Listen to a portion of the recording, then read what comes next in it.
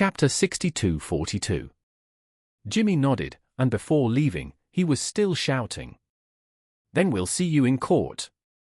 After that, he looked around at everyone and said loudly, "Everyone, please pay attention to the lawsuit between the Smith family and Mai Ching, as well as the Smith law firm. This case will definitely become the most concerned classic case in the American judicial field." Everyone whispered to each other. Some people said that Jimmy must be talking nonsense. However, some people felt that since he was very firm and confident in saying this, it must not be groundless.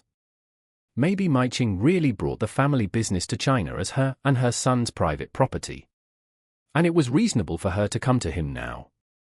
Some people even said that if a woman married into the man's family and the man died, it would be enough for her to take away the children and her dowry. She should never take away the family business. Isn't this just profiteering? After all, the man's family has lost an elder brother. So how can we not let the man lose both his money and his life? Seeing Jimmy was about to leave, Charlie, who had been silent, stepped forward and said with a smile, "Mr. Smith, please wait a moment." Jimmy subconsciously stopped and frowned and asked him, "What do you want?" Charlie smiled and raised his hand to signal him not to worry, and then said to Mai Ching, "Aunt Han, Mr. Smith has come so far to attend your wedding.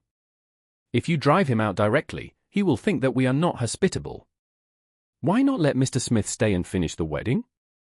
Mai Ching didn't understand why Charlie wanted to keep Jimmy.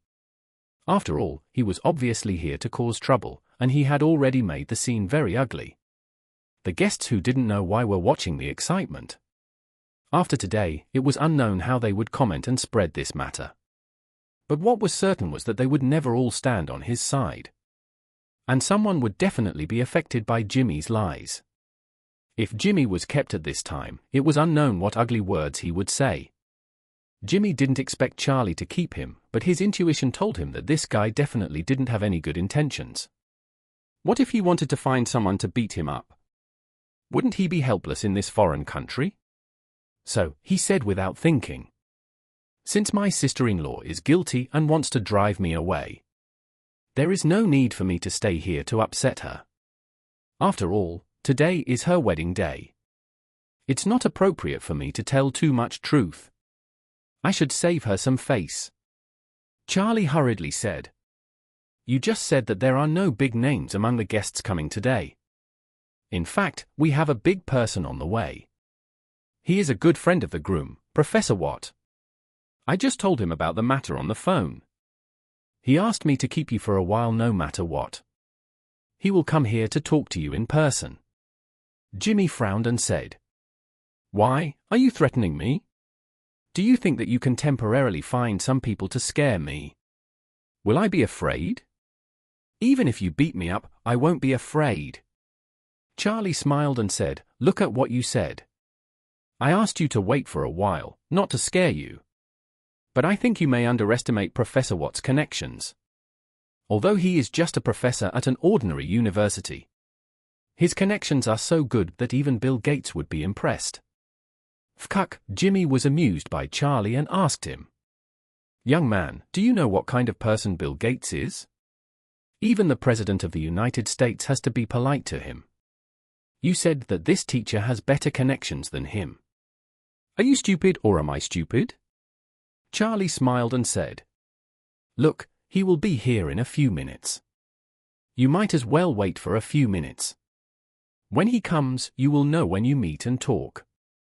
After that, Charlie said, "Of course. It doesn't matter if you don't want to wait. Wait until he comes, and I will ask him to see you in your room."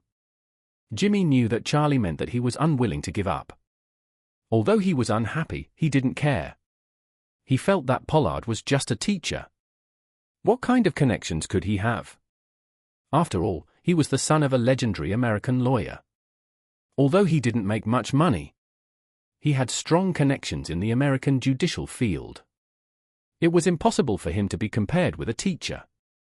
So, he simply said, "You don't have to scare me. As the old saying goes, if I'm upright, I'm not afraid of my own shadow. Besides, I'm not a coward." With so many people here to witness this. I want to see what tricks you can come up with. If you think I'm a lone foreigner and want to bully me, you'll lose face if this gets out.